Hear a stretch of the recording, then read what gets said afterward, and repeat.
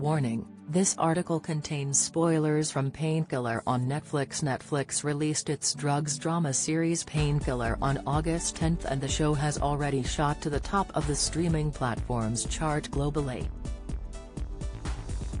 The 6-part series takes its cue from Barry Mayer's book Painkiller and the New Yorker magazine article The Family That Built an Empire of Pain.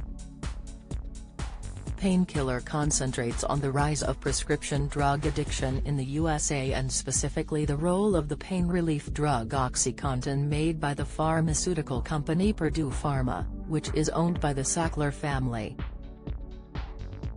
Moreover, Painkiller analyzes in forensic detail the history of the addictive drug and its mass marketing campaign by Purdue Pharma. A damning title card at the end of Painkiller states, "It is estimated that over 300,000 people have died over the past 2 decades from overdoses involving prescription painkillers like OxyContin. Over 40 people die in the U.S. from prescription opioid overdoses every single day." Why did Narcos Mexico end after Season 3? Is Shannon Schaeffer a real person?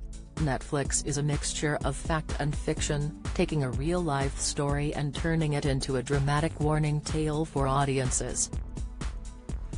The start of each episode features a disclaimer read out by the family members of real-life victims, who died from addiction to OxyContin. The disclaimer states, "This program is based on real events." However, certain characters, names, incidents, locations and dialogue have been fictionalized for dramatic purposes. As such, some of the characters in Painkiller are simply creations by the show's creators Micah Fitzgerald Blue and Noah Harpster, while others like Arthur M. Sackler are real figures. College graduate and Purdue Pharma sales representative Shannon Schaeffer, played by Wes Duchovny, is a fictional character and doesn't exist in real life. Nonetheless, she serves as an important component in the story as a whistleblower, who sheds damaging light on the firm's aggressive marketing campaign of OxyContin despite the risks. The character is representative of the Purdue Pharma sales reps, who were tasked with falsely reassuring doctors of the low addiction rates and potency of OxyContin. Although the character isn't real, Duchovny told Elle.com how she wanted to do the part justice. "Don't miss." BBC's The Gold distorts realities of money laundering, warns expert. Interview, Narcos Mexico's Felix Gallardo star lands new role away from drama. Insight, John Michael Ecker, what can you watch John Michael Ecker in? Explainer, actress Duchovny also said she wanted to maintain Schaeffer's naivety and chose to stay away from much of the material available about OxyContin and the opioids epidemic to give an authentic performance. Reflecting on her character, Duchovny told the publication, "I think that she's a really good person, and I also was super drawn to her power and her work ethic and her tenacity. And she wants so badly to do well, and I think that's really honorable. And also, she wasn't just that.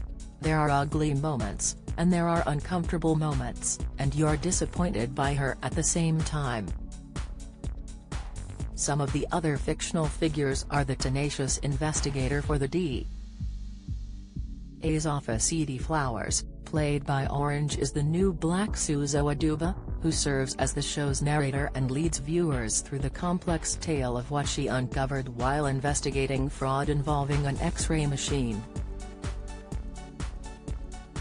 Another fictitious character is Glenn Krieger, Taylor Kitsch, a mechanic who becomes addicted to OxyContin after he's prescribed pills to help with pain management after sustaining a back injury. Glenn represents the tragic hundreds and thousands of patients who were unlucky enough to become addicted to OxyContin after suffering a back injury.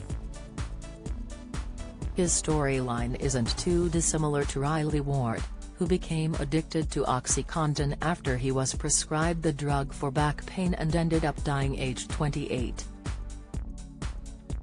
His parents Roger and Kim Ward featured in the final episode of Painkiller as they read out the disclaimer and paid tribute to their son.